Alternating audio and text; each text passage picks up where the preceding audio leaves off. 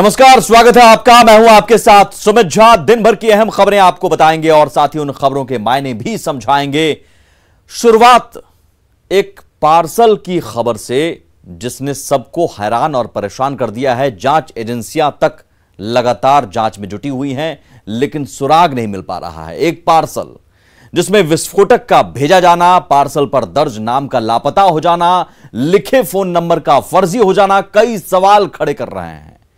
Darbhanga railway station पर parcel में हुए धमाके की हम बात कर रहे हैं, जिसकी जांच अब एटीएस करने जा रही है। अब तक कहां तक पहुंची है यह जांच और इसके क्या क्या मायने हो सकते हैं, पूरी रिपोर्ट देखिए, फिर खबर तो समझिए।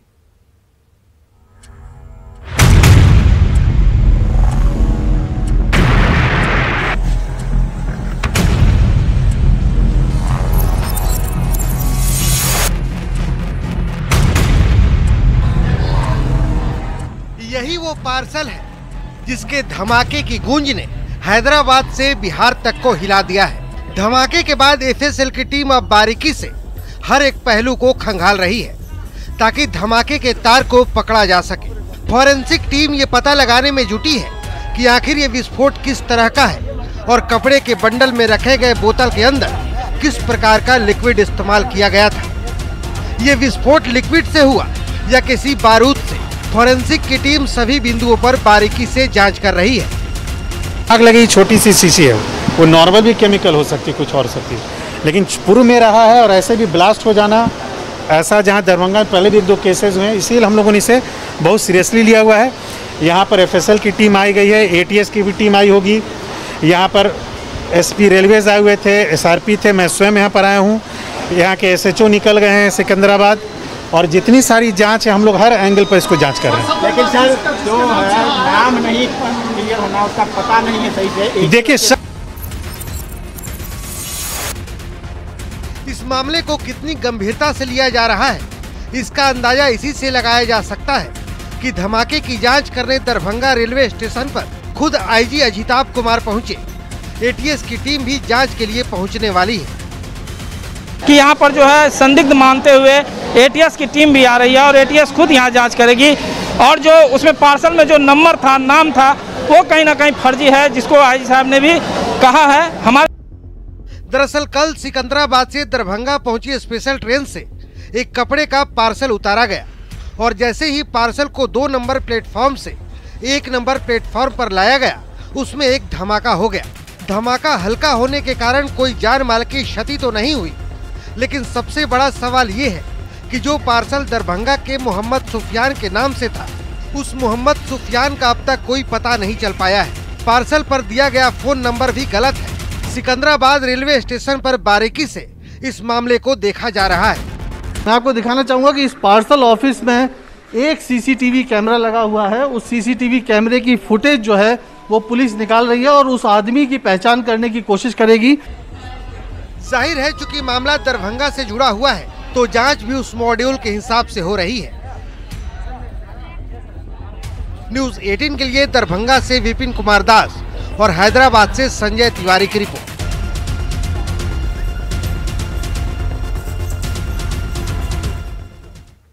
और अब खबर तो समझिए। दरअसल जांच हो रही है कि किस तरह के विस्फोटक का इस्तेमाल हुआ था। पार्सल में विस्फोटक रखने का मकसद क्या था? जांच के लिए एटीएस भी पहुंचने वाली है। एटीएस एक विशेष पुलिस फोर्स है। एटीएस आतंकी गतिविधियों की जांच करती है। एटीएस धमाके का मॉड्यूल तलाशेगी।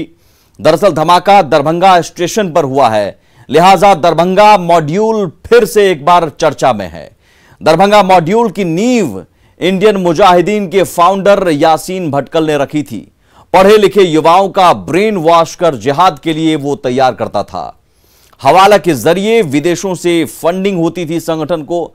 अगस्त 2013 में नेपाल बॉर्डर से भटकल पकड़ा गया और मिथिलांचल को ही उसने केंद्र बनाया था। मिथिलांचल को केंद्र बनाकर उसने नेपाल, पाकिस्तान और बांग्लादेश में अपना मजबूत नेटवर्क खड़ा किया था। जाहिर है आशंका एक बार फिर से गहराने लगी है कि क्या दरभंगा मॉड्यूल फिर से सक्रिय होने लगा है, फिर से काम करने लगा है, और क्या ये ब्लास्ट जो हुआ है उसी की एक कड़ी है। जांच के बाद ही तमाम सवालों के जवाब सामने आ पाएंगे। आगे बढ़ते हैं। आज बिहार सरकार ने बड़ी पहल की है। छोटे उद्योग धंधों को बढ़ावा देने के लिए बिहार सरकार के उद्योग विभाग ने 2 शानदार योजनाओं की शुरुआत की है। सीएम नीतीश कुमार ने आज इन दोनों योजनाओं का शुभारंभ किया। योजनाओं के नाम है मुख्यमंत्री महिला उद्यमी योजना और मुख्यमंत्री युवा उद्यमी योजना। इन योजनाओं के तहत महिलाओं और युवाओं को नया उद्योग धंधा शुरू करने के लिए 10 लाख रुपए की आर्थिक मदद दी जाएगी। इनमें से 5 लाख रुपए की सब्सिडी होगी, अनुदान के रूप में मिलेगा, यानी लाभार्थियों को बाकी सिर्फ 5 लाख रुपए ही चुकाने होंगे, वो भी 84 किस्तों में। और इसमें भी महिलाओं को बिना ब्याज के और सामान्य एवं ओबीसी वर्ग के लाभार्थियों को 1% के ब्याज के साथ रकम लौटानी होगी। सीएम नीतीश ने इस योजना के लिए उद्योग विभाग की तारीफ की है। इस योजना का लाभ लेने के लिए आप udyami.bihar.gov.in पर रजिस्ट्रेशन कर सकते हैं। माननीय उद्योग मंत्री जी को और उनके पूरे विभाग को मैं बधाई देता हूं कि आपने कार्यक्रम की शुरुआत करा दी है, जो महिला उद्यमी योजना है और युवा उद्यमी योजना है। और इसके बारे में जो प्रेजेंटेशन किया गया उसमें भी सारी बातें कही गई और बहुत बातों की चर्चा आपने भी कर दी। तो ये बहुत ही उपयोगी होने वाला है, इसमें कोई शक नहीं है। खबर तो समझिए, बिहार सरकार का दरअसल फोकस रोजगार सृजन पर है। चुनाव के दौरान ही सीएम नीतीश ने रोजगार देने का वादा किया था और अब उसी वादे पर काम हो रहा है। उसी दिशा में नीतीश सरकार ने बड़ी पहल की है। बिहार में मुख्यमंत्री उद्यमी योजना का मुख्य मकसद, मुख्यमंत्री महिला उद्यमी योजना और मुख्यमंत्री युवा उद्यमी योजना का मुख्य मकसद राज्य में सूक्ष्म और लघु उद्योग को बढ़ावा देना है। इस योजना से युवा और महिलाएं अपना कारोबार शुरू कर पाएंगे। इस योजना के माध्यम से रोजगार के अवसर पैदा होंगे। वहीं बिहार की महिलाएं और भी सशक्त होंगी, क्योंकि महिलाओं को और ज्यादा आगे लाने के लिए इस योजना में महिलाओं को बिना ब्याज के लोन देने की बात है। बिहार आत्मनिर्भर बनने की दिशा में आगे बढ़ेगा। दूसरे राज्यों में पलायन कम होगा। इस योजना के बारे में भी जान लीजिए, कैसे आप अप्लाई कर सकते हैं। जिस जिले के निवासी हैं उसी जिले में अप्लाई करना होगा। पहले से मौजूद कंपनी को योजना का लाभ नहीं मिलेगा।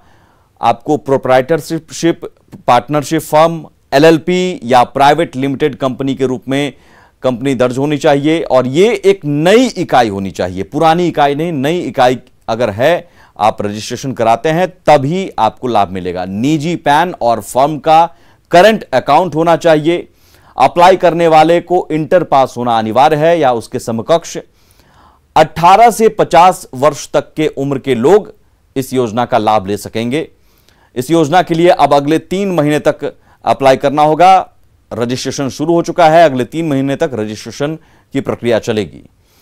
इस योजना के तहत 10 लाख रुपए तक सरकार से मिलेगा, जिसमें 5 लाख रुपए अनुदान के रूप में दिया जाएगा। बाकी 5 लाख रुपए 84 किस्तों में भुगतान करना होगा। महिलाओं को बिना किसी ब्याज के ये 5 लाख का लोन मिलेगा और 5 लाख अनुदान, जबकि सामान्य पुरुषों को 1% ब्याज पर लोन मिलेगा। जाहिर है इस योजना से आने वाले दिनों में सूक्ष्म और लघु उद्योग लगेंगे और रोजगार सृजन होगा। कोरोना को लेकर पीएम मोदी देश को लगातार आगाह करते रहे हैं। वो लगातार कह रहे हैं कि भले ही वैक्सीन आ गई हो, पर कोरोना गाइडलाइंस का पालन करते रहें, तभी आप और आपका परिवार सुरक्षित रहेगा। प्रधानमंत्री नरेंद्र मोदी ने आज वीडियो कॉन्फ्रेंसिंग के जरिए कोरोना फ्रंटलाइन वर्कर्स के लिए तैयार किए गए क्रैश कोर्स प्रोग्राम की शुरुआत की। इस दौरान उन्होंने कहा कि कोरोना की दूसरी वेव में हमने देखा कि कोरोना वायरस का बदलना हमारे सामने किस तरह की चुनौतियां ला सकता है। वायरस अभी भी हमारे बीच है, इसकी म्यूटेट होने की आशंका भी बनी हुई है। इसलिए आने वाली चुनौतियों से लड़ने के लिए देश को तैयार रहना होगा। इसलिए आज 1 लाख फ्रंटलाइन वर्कर्स को तैयार करने का महाअभियान शुरू किया गया है। दूसरी वेव में हम लोगों ने देखा कि कोरोना वायरस का बदलना और बार बार बदलता स्वरूप किस तरह की चुनौतियां हमारे सामने ला सकता है।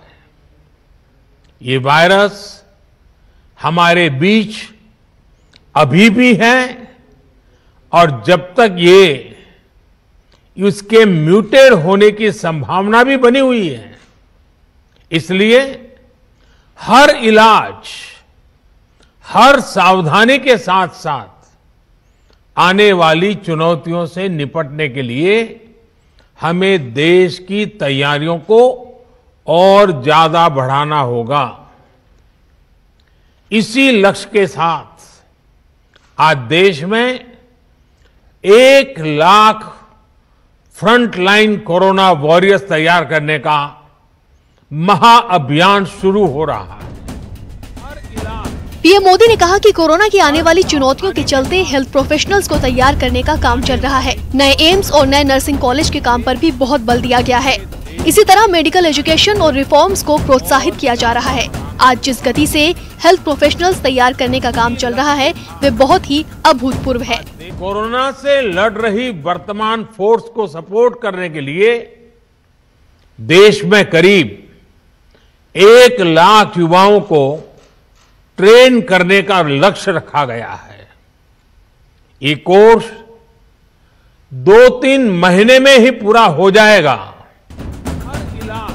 पीएम मोदी ने बताया कि इस प्रोग्राम का मकसद देश में 1 लाख से अधिक कोरोना वॉरियर्स को कौशल से लैस करना और उन्हें कुछ नया सिखाना है। कोरोना वॉरियर्स को home care support, basic care support, advance care support, emergency care support, sample collection support और मेडिकल इक्विपमेंट सपोर्ट जैसे 6 टास्क से जुड़े रोल के बारे में ट्रेनिंग दी जाएगी। Bureau report, news 18। और अब खबर तो समझिए, दरअसल जिस दर से तकनीक बदल रही है उसे बनाए रखने के लिए कुशल होना जरूरी है और देश को चुनौतियों के लिए तैयार रहने की जरूरत है। पीएम मोदी का मकसद है देश भर में 1 लाख से अधिक कोविड योद्धाओं को, कोरोना वॉरियर्स को कौशल से लैस करना। कोविड योद्धाओं को खास तरह की ट्रेनिंग दी जाएगी ताकि जरूरत पड़ने पर वॉरियर्स की कमी ना हो और लोगों को मुकम्मल इलाज मिल सके। महामारी के कारण कई मेडिकल स्टाफ की मौत हो गई है। महामारी के वक्त ज्यादा स्टाफ की जरूरत पड़ती है और इसी को देखते हुए 1 लाख फ्रंटलाइन कोरोना वॉरियर्स तैयार करने का महाअभियान शुरू किया गया है। 1 लाख युवाओं को प्रशिक्षित करने का लक्ष्य रखा गया है इसके तहत और यह कोर्स 2 से 3 महीने में ही पूरा हो जाएगा। लोग तुरंत काम के लिए उपलब्ध भी हो जाएंगे।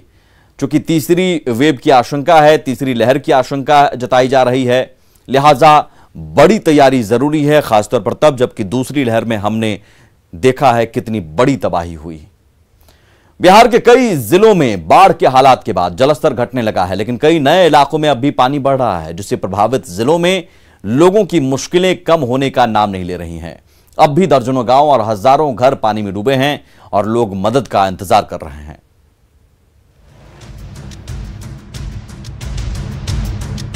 मॉनसून की पहली बारिश से उफान पर आई बिहार की नदियों ने कई जिलों को अपनी चपेट में ले लिया है। गंडक नदी से तबाह होने वाला गोपालगंज और पश्चिमी चंपारण सबसे अधिक प्रभावित है। गोपालगंज के करीब आधा दर्जन प्रखंडों में पानी ने कब्जा जमा लिया है। सिधवलिया के बंजरिया गांव में गंडक नदी में फंसे 13 लोगों का रेस्क्यू कराने के लिए एनडीआरएफ की टीम को उतारना पड़ा। ये लोग नदी पार करने के दौरान नाव हादसे के बाद खुद को बचाने के लिए एक पेड़ पर चढ़ गए थे। गोपालगंज में सिधवलिया के साथ ही सदर प्रखंड, मांझागढ़, बरौली और बैकुंठपुर में भी तबाही की कमोबेश यही तस्वीर है, जहां सैकड़ों घरों में पानी घुस चुका है। लोगों के सामने रहने खाने से लेकर पीने के पानी और शौचालय तक की भारी दिक्कत हो गई है। एक बुजुर्ग महिला है, वो देखिए दिखा रही हैं कि कैसे इनके घर के एक एक कमरे में पूरा पानी भरा हुआ है। देखिए हम आपको दिखा चाहते हैं, जो घर का जो अनाज है, अनाज जो है इन ड्रम में रखा हुआ है और ये पानी जो है कई महीने तक यहाँ लगा रहेगा इस तरह से और लोगों को इसी पानी के बीच में रहना मजबूरी है। हर साल जो है सो सरकारी योजना में नाम जाता है, लेकिन नाम काट दिया जाता है वहाँ से और यही स्थिति है। आप लोग देख लीजिए। तो कितने दिन से पानी से घिरे हुए हैं आप लोग इस तरह से? लगभग 10-15 दिन से। गोपालगंज में तटबंधों पर लगातार बढ़ते दबाव पर नजर बनाए रखने के लिए अभियंताओं की टीम लगा दी गई है। सारण बांध और रिंग बांध पर ड्रोन कैमरे से पल पल की अपडेट ली जा रही है। तटबंधों में रेनकट, कटाव और रिसाव पर भी नजर रखी जा रही है। पश्चिमी चंपारण में भी गंडक और सिकरहना नदी मिलकर तांडव मचाने को लेकर बेताब है। लौरिया, मझौलिया, चनपटिया, सिपचा, मैनाटांड, बैरिया, योगापट्टी और नरकटियागंज के निचले इलाके में पानी ने कब्जा जमा लिया है। लोगों की जिंदगी पूरी तरह से बेपटरी हो गई है। कई घरों में चूल्हा चौका बंद हो गया है। घरों में पानी के बीच किसी तरह लोग मचान और बिस्तर पर जिंदगी काट रहे हैं और पानी निकलने का इंतजार कर रहे हैं। दर्जनों गाँव में पानी घुसने के बाद हजारों लोग सुरक्षित ठिकानों की तलाश में पलायन को मजबूर हो गए हैं। नदी पानी घेर लल बा चारों ओर से, घर में चारों ओर से पानी ढुक गई बा। दूसरा गांव में से खाना आवता, निकले के जगह हमनी के नहीं थे। चारों से डूबल बनी से, ना कोई देखे के बा ना पूछे के बा, जे खैले लगी कि ना खैले लगी कि सुतल बना कि पासे बड़ा लगी। आए हमनी में प्राण नहीं खे, हमके सरकार के लगे नहीं किसो, सरकार के धरती पर नहीं किसो। चनपटिया में सिकरहना नदी से सैलाब के बीच कुछ उत्साही युवाओं ने मुसीबतों में भी मौज का रास्ता ढूंढ लिया है।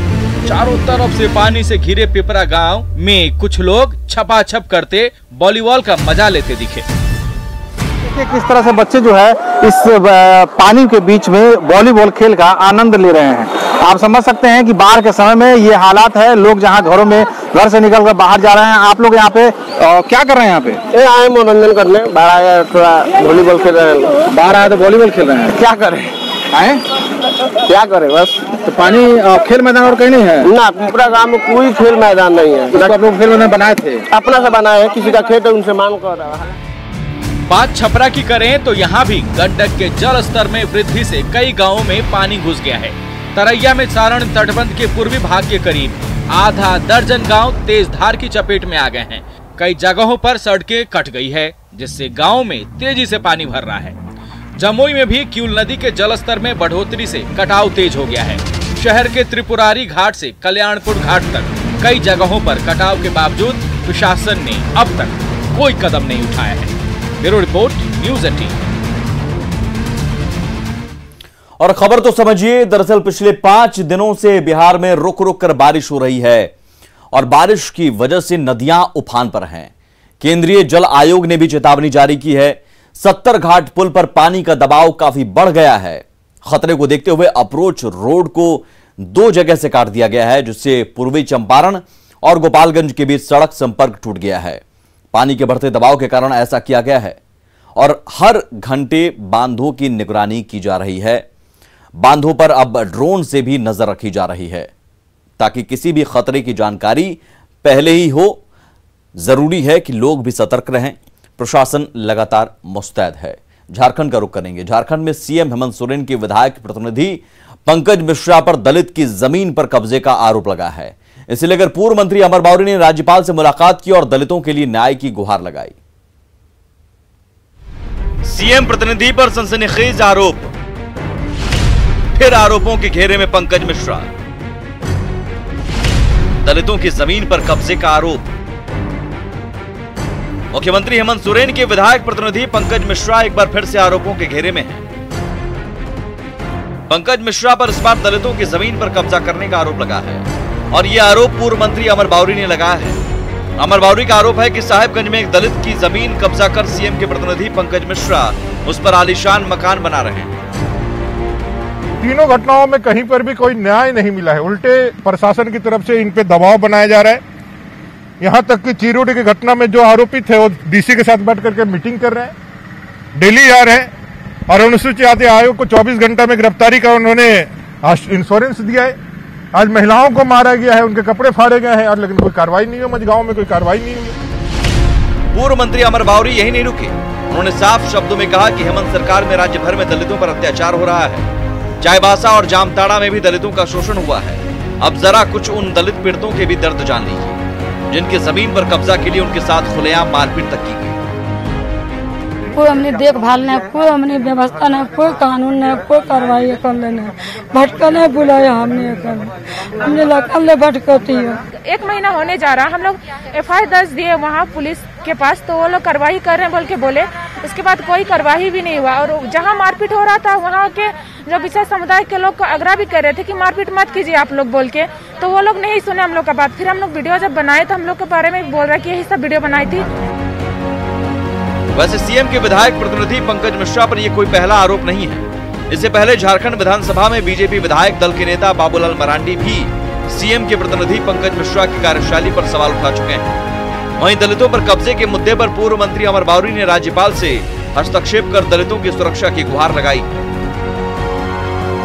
न्यूज़ 18 के लिए रांची से निरंजन कुमार की रिपोर्ट। और इसी के साथ इस बुलेटिन में इतना ही। आगे भी खबरों का सिलसिला लगातार जारी है। नमस्कार।